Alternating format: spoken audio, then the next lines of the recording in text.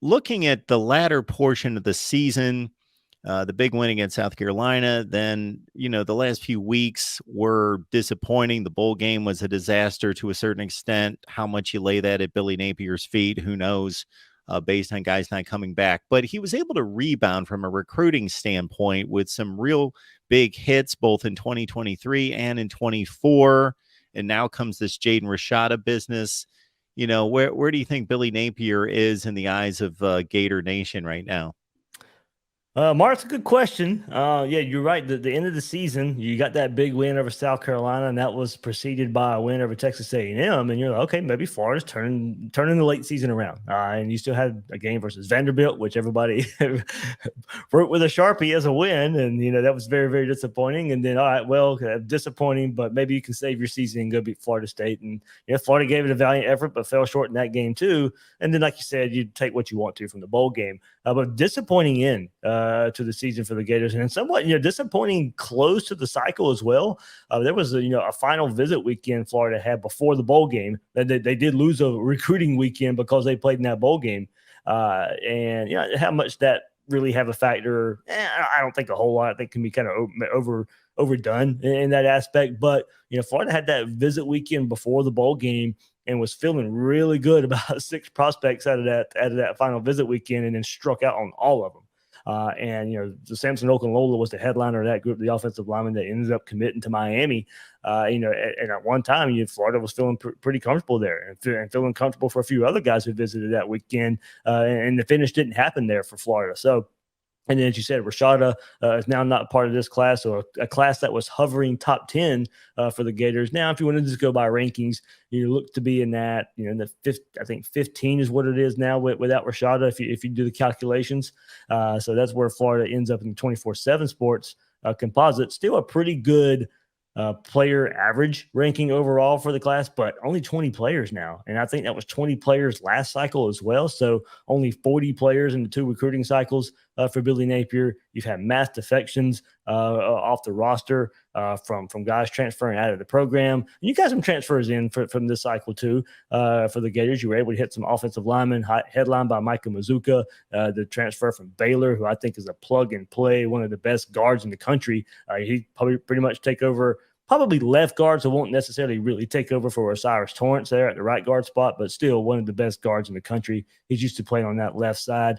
And then Taraja Mitchell, Mark, I mean, I know you know a bit about him from Ohio State. Had a pretty good 21 season until late in that year, where he didn't finish that season, didn't play in 2022 hardly at all. Looked like be some mental health that he needed to take care of. So maybe a fresh look, fresh start for him, where he's going to get plenty of ample opportunity to go earn a spot at the linebacker spot for Florida, where they lose Amari Burney, where they lose Ventrell Miller this past year there. So, that headlines, I think, Florida's transfer portal class too, besides Graham Mertz, and also Cameron Jackson, big-time defensive tackle transfer from Memphis.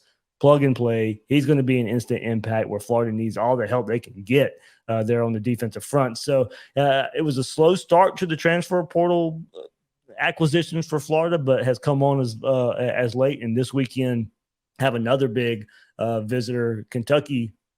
He was a true freshman last year, Kentucky offensive lineman Keonta Goodwin. I hope I'm saying his first name right. He was a true freshman last year and one of the top offensive linemen in the country as a recruit last year. He's going to visit Florida this week. Mark, Florida needs bodies. Florida needs a talent infusion there at offensive line after they lost Michael Tarquin to transfer to USC. Ethan White's still in the transfer portal right now for the Gators as well. Those were 2 guys we were thinking was going to be on this 2023 Gator team, but they're transferring out of the program after losing Osiris Torrance to the NFL, after losing Richard Garage to the NFL. So only returning 1 starter from a pretty good offensive line last year. They had to hit the transfer portal. Looks like they're going to continue to hit the transfer portal. And that leads to 2023, Mark. I don't know, a lot of Gator fans, after a 6-7 season, kind of disappointing in Billy Napier's first year. They're not a positive outlook for 2023, but they do look forward to, as you said, a 24 class that has commits right now from DJ Lagway and Graham, the linebacker, 2 of the top players in the country there. Right now, I think if they were to rate the 24 class, that'd be 2 5-stars there for the Gators if you want to go by that top 30-ish 35 players. So a good start to 24 that the Gators, are going to have to kind of just weather this Jaden Rashada story moving forward for the 24 class and try to build that class with Billy Napier, finally getting some relationships in the state of Florida. Most of these transfer portal decisions a year and 2 years ago, I could make sense out of based on the player's situation at their current school. But now more and more, and Walker Howard, there's another guy that could have come to Florida. And of course, Billy Napier offered him really early. I think the first offer he ever received at Louisiana.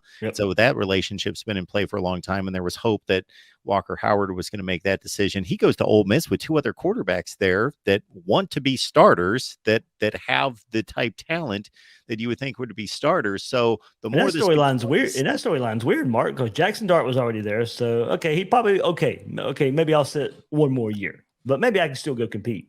But then the day after he commits, who gets Spencer Sanders from Oklahoma State, and then begs the question: did he know about that? It was just a day before he commits to that. But yeah, as you mentioned, the Florida angle of that, there was a relationship with Billy Napier, and I don't know if the Rashada storyline, Florida's still trying to figure that out, and maybe slow played Howard just a little bit, and it put him behind the 8 ball in dealing with that recruitment. But that was one more quarterback they probably could have had maybe if they had identified it sooner.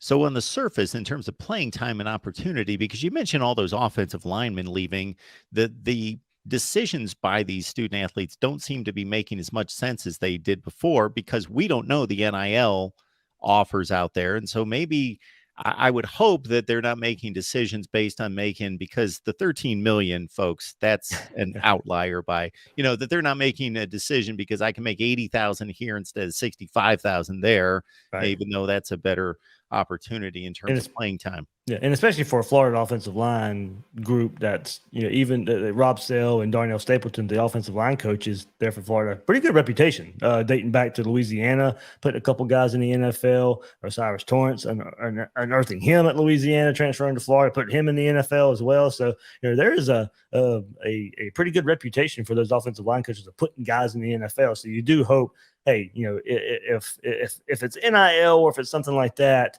don't let that deter you from being coached by pretty good offensive line coaches right here.